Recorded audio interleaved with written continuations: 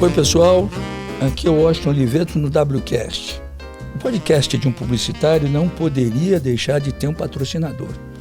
O meu é a Bradesco Seguros.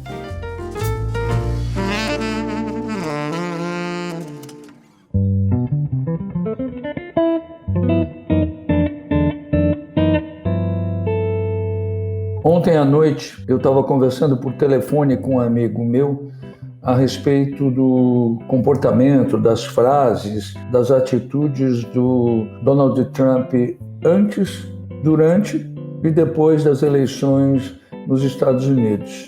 E aí esse meu amigo disse, olha, não vamos ficar falando desse cara, porque esse cara é um jegue.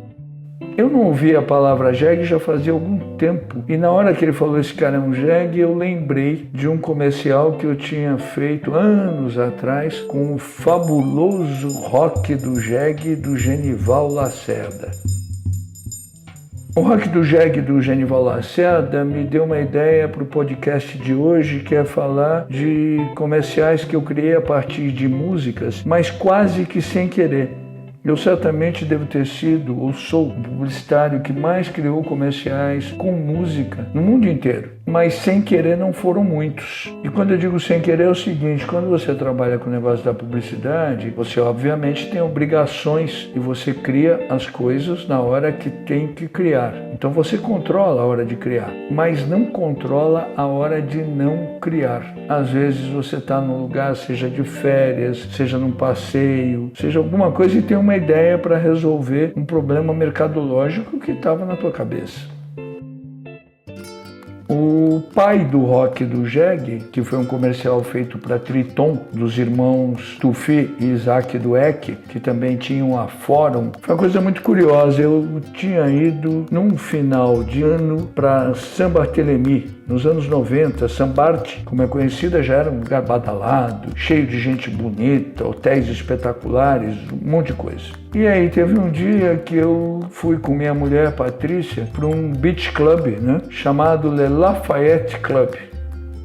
O Le Lafayette Club era um lugar lindo, em cima do mar, com uma piscina de água salgada que saía da água do mar, umas mesas e cadeiras embaixo das árvores, formando um restaurante, e umas meninas bonitas desfilando roupas da loja daquele lugar. Junto com isso tinha um DJ que tocava músicas muito boas, e eu sempre fui muito ligado em música, eu estava gostando muito daquilo. Até que ele tocou uma música que eu nunca tinha ouvido na minha vida, que era uma mistura de canto e choro, mas não choro de chorinho da música popular brasileira, não, de gente chorando mesmo. Então era uma espécie de um rap que o cara falava e chorava, falava e chorava. Eu fiquei encantado com aquilo e falei, preciso descobrir qual é essa música, Passou um tempinho, levantei da minha mesa, fui no tal DJ e falei, que música era aquela que você estava tocando? Ele me falou, vou te mostrar, isso é uma música de um cara chamado Papa San, e ela chama Mad Mad Cry. E ele me mostrou o disco, que na época ainda era o que se chamava de um compacto simples, de 33 rotações. Isso nos anos 90 ainda existia. Aí ele falou, bom, já que você gostou muito, eu vou te dar o disco de presente. Aí eu levei o disco, o tal Mad Mad Cry, que era uma coisa que chamava muita atenção.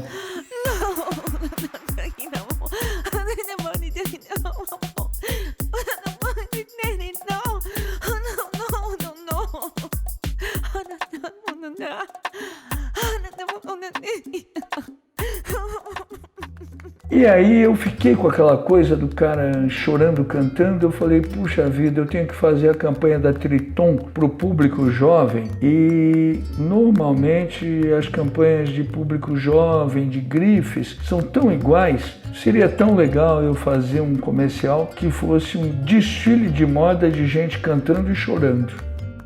Aí pensei em fazer isso, contei a ideia para o Isaac Dweck, que tocava Triton, ele gostou, e chamei o Valtinho Moreira Salles para dirigir o comercial.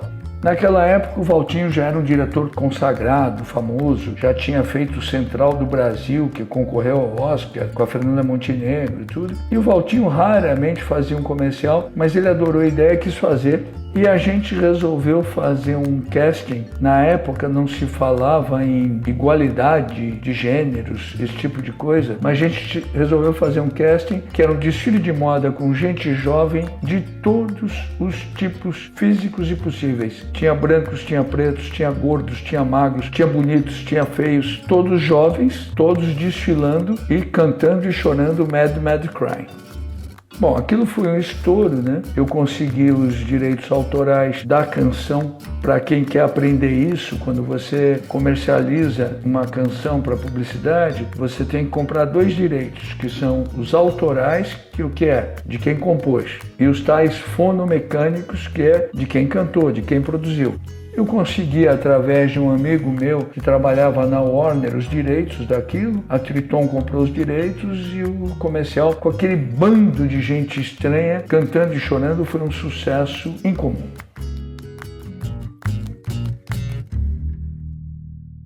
Bom, aquilo lá eu tinha descoberto em Sambarte, né? Aí passa um tempo, a Triton indo muito bem de vendas, particularmente por causa daquela campanha, e o Isaac Dweck me falou: a gente precisaria fazer um comercial de continuação daquela campanha. E aí eu já tinha o formato na minha cabeça, porque quando eu fiz a turma chorando, cantando, eu que não gosto de anglicismos, de propósito botei uma assinatura no comercial que era Don't Cry, use Triton and Smile, que era uma brincadeira com português e inglês. Aquilo tinha dado certo, eu falei: nossa, a continuação tá na cara que tem que ser essa coisa das músicas estranhas e com um tema que brinque com essa coisa de don't alguma coisa.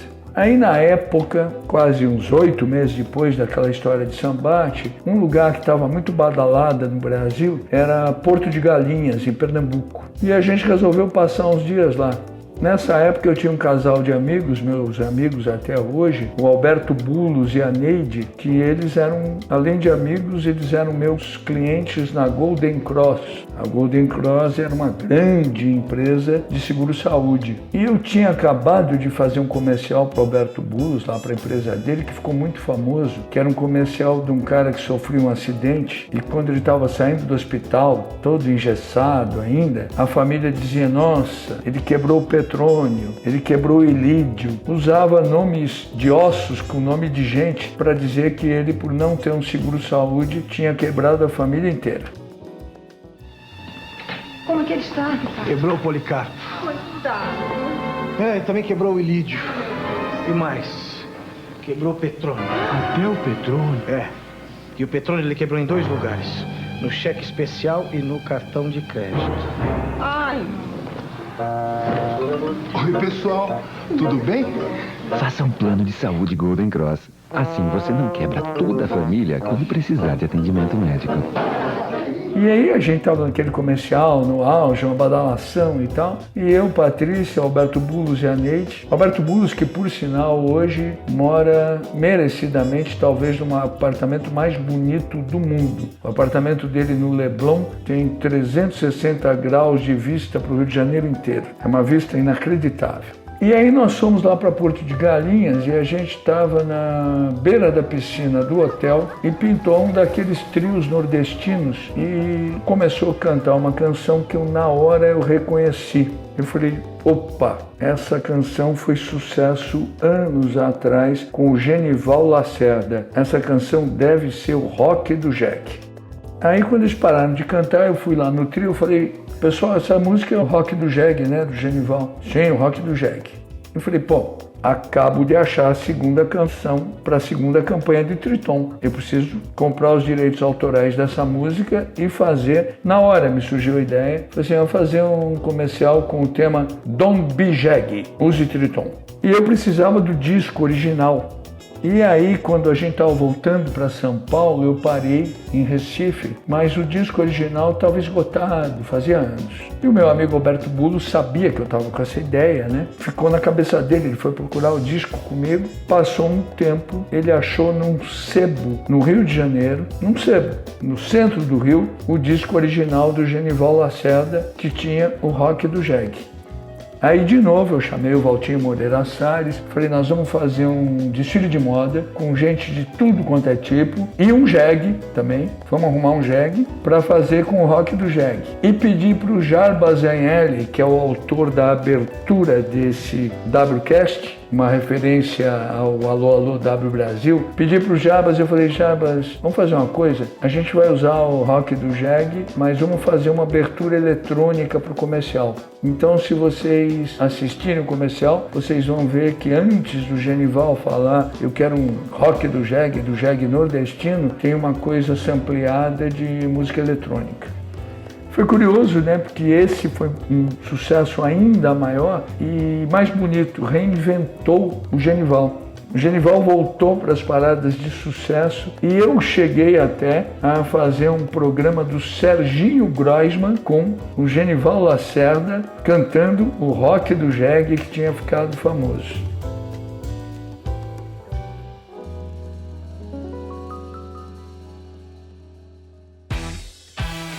Essa coisa, né, de você às vezes ter umas ideias na hora que não precisa, acontece muito com todo e qualquer publicitário. Na minha vida, como eu estava contando para vocês, aconteceu várias vezes, inúmeras vezes. Uma outra vez que eu fiz uma campanha de publicidade praticamente sem querer foi em Nova York. Eu estava um final do ano em Nova York e naquela época tinham inventado um restaurante, bar em Midtown, com uma estética totalmente nova-iorquina chamado América. Esse lugar basicamente ele tinha comida norte-americana, principalmente uns hambúrgueres sensacionais. Ele era grande, a decoração tinha muitas bandeiras dos Estados Unidos e muitas camisas de grandes atletas de esportes tipicamente norte-americanos. Então você tinha camisa do futebol americano, do basquete americano, do rugby e a bandeira norte-americana e aquela comida muito, muito americana. A trilha sonora do lugar era única e exclusivamente uma, Frank Sinatra. E dá pra gente imaginar, né, o número de canções espetaculares que o Sinatra interpretou desde os 18 anos de idade, quando ele já tinha virado ídolo.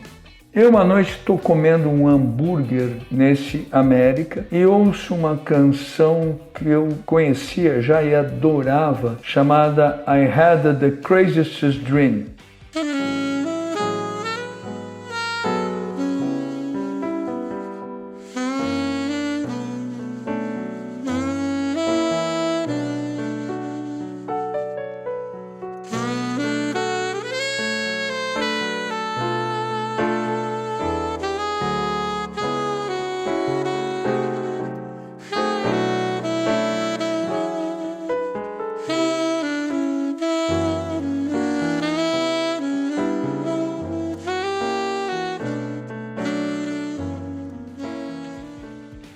Aí eu ouvi aquilo, eu falei, puxa vida, essa canção ela é demais para fazer um grande comercial. Naquela época, a W Brasil já trabalhava com a Chocolates Garoto, um cliente muito legal, cliente que o seu Helmut, que presidia Garoto, ele gostava muito de grandes ideias. Apesar de que quando ele via os planos de mídia e o custo, ele imaginava quantas máquinas ele podia comprar para fazer chocolate com aquele dinheiro e cortava o plano de mídia pela metade. Mas era a característica dele. Aí eu ouvi aquela música do Sinatra e eu falei, puxa vida, Garoto tem a caixa amarela, que eu acho que eu podia fazer um grande comercial com essa música. O meu raciocínio na época foi muito simples, né? Se a gente imaginar, bombons são o objeto de sedução mais encantador que um rapaz pode comprar para uma moça sem gastar muito dinheiro. Daí a cultura dos bombons, né? Deu bombom de presente. Aí eu falei, puxa vida, essa música I Had the Craziest Dream, ela poderia dar um comercial bonito da caixa amarela dos bombons Garoto. Caixa amarela era aquela que tinha os bombons sortidos todos e tal. E aí imaginei uma coisa, né? Eu falei, puxa, o bombom vai ser talvez o primeiro presente de sedução de um menino, mas quem certamente vai ficar muito feliz de comprar os primeiros bombons para o menino dar para sua primeira namorada ou paquera vai ser a mãe. E as mães, obviamente, eu imaginei, né? Elas ficam encantadas com esse período em que o menino está passando do menino para homem. Ele está começando a olhar as mulheres já. E aí eu falei, com essa música I Had the Craziest Dream, dá para fazer isso. E aí eu comecei a anotar situações do cinema que eu conhecia em que meninos olhavam mulheres mais velhas. E a primeira situação que veio na minha cabeça foi uma cena do espetacular filme Verão de 42, aonde o marido da mulher que está sozinha foi para a guerra e tem um menino que é vizinho dela, garoto, e ela é uma mulher linda, que ela começa meio que cuidar do menino. Só que o menino começa a se apaixonar por aquela mulher mais velha. E o filme tem uma cena antológica que é ele ajudando aquela mulher, já mulher, a trocar uma lâmpada, porque ele tem que segurar a escada e pode olhar as pernas dela. Aí eu lembrei daquela cena e eu falei, bom, vou lembrar de mais cenas de menino olhando mulher. Aí lembrei de uma cena de um comercial clássico da Pepsi Cola, de um garoto olhando a Cindy Crawford, a modelo, já lindona, já adulta, entrando numa Ferrari. Falei, meu Deus do céu, isso aqui é tudo que o moleque queria, né? A Cindy Crawford e uma Ferrari. E aí eu fui escrevendo essas cenas e chamei o brilhante Julinho Xavier da Silveira, possivelmente o mais completo diretor de comerciais que já existiu no Brasil. Falei, Julinho, vamos fazer um layout, a gente pega cenas já existentes do cinema e outras que a gente imagine de um filme do Bombons Garotos com a trilha do Sinatra, I Had the Craziest Dream.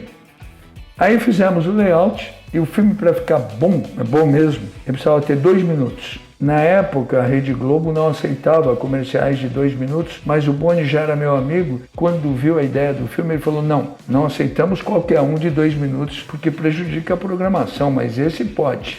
Aí o seu Helmut aprovou o comercial e o Julinho começou a fazer a produção. E aí nós tínhamos que comprar os direitos autorais de I Had the Craziest Dream, dos 2 compositores, e os direitos fonomecânicos, que era o Frank Sinatra cantando.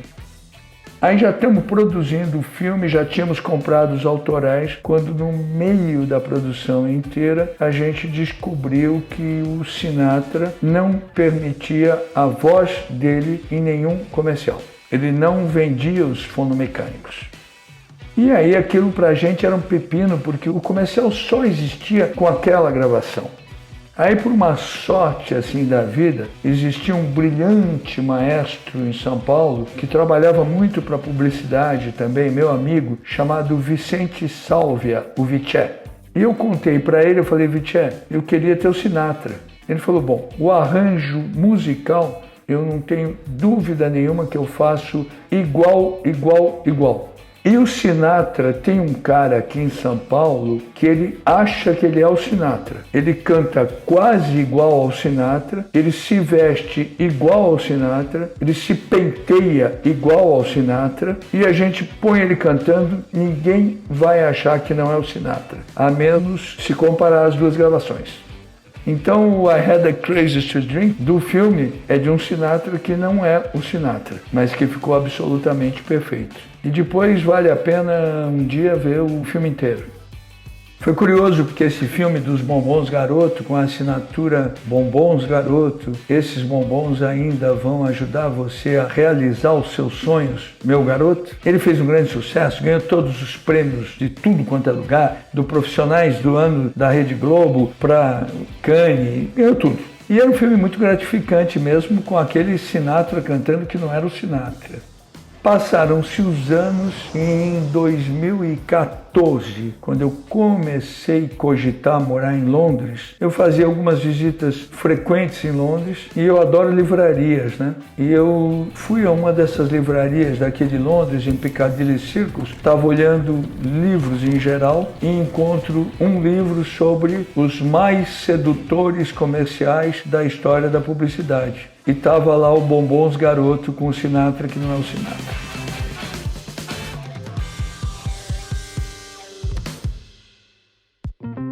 O tempo foi passando, né, e a gente fazia um trabalho bom para garoto, muito bem feito, muito articulado, muito sério e tal. E nós tínhamos que fazer mais um comercial da Caixa Amarela, a gloriosa caixa de bombons Garoto.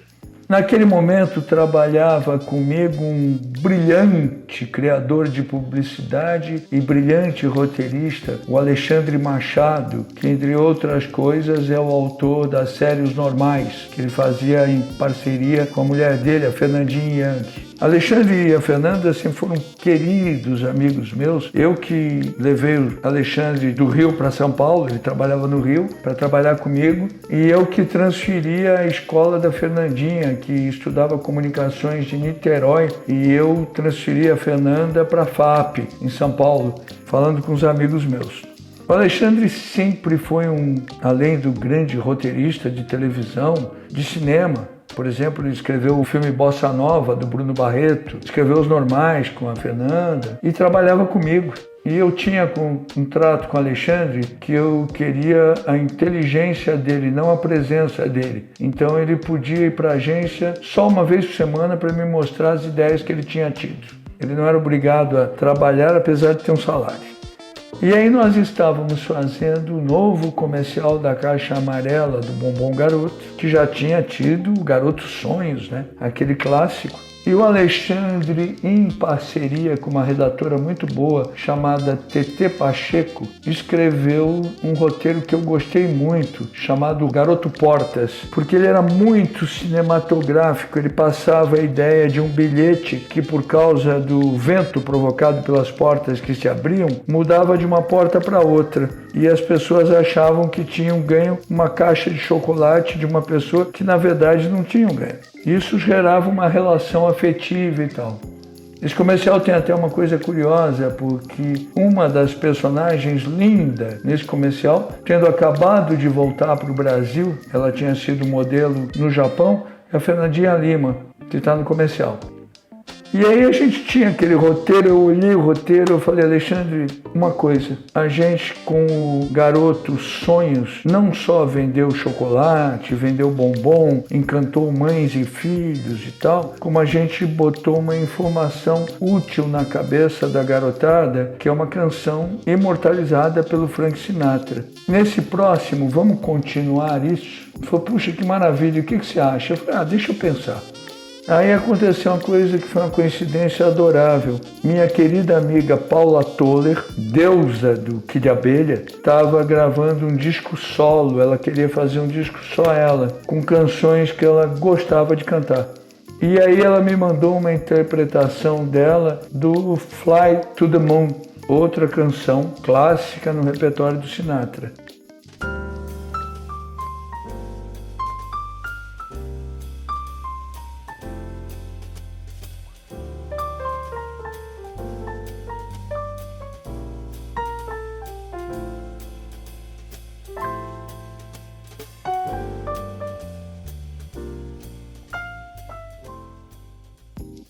Aí quando ela me mandou, eu falei, claro, né? Acabo de achar. Então a trilha do Garoto Portas é o Fly to the Moon, cantado pela Paula Toller, e que também foi um sucesso avassalador, ganhou todos os prêmios, o Profissionais do Ano, essas coisas todas. Eu contei essas histórias para vocês porque tem uma coisa que é um ponto em comum, né? Eu que fiz tantos comerciais com música popular, e um dia eu vou fazer um podcast, ou vários até, só com música popular, desde Chambinho com Carinhoso, que foi reinterpretado, até muitos outros. Eu fiz muitos na busca de eu vou fazer uma coisa com música popular, porque esse é o caminho. Mas esses que eu contei, eu fiz teoricamente, absolutamente sem querer. Foram coisas assim que foi somando a imaginação, o momento que eu estava vivendo e contando com os clientes bacanas que toparam as ideias, né? Então, basicamente, esse é o nosso papo do podcast de hoje. A gente vai estar disseminando isso em tudo quanto é rede social. Se Deus quiser, vai dar para ver os comerciais também, em outros veículos. E eu espero que vocês continuem tendo a paciência de me acompanhar nesse, nos anteriores e nos próximos. Muito obrigado.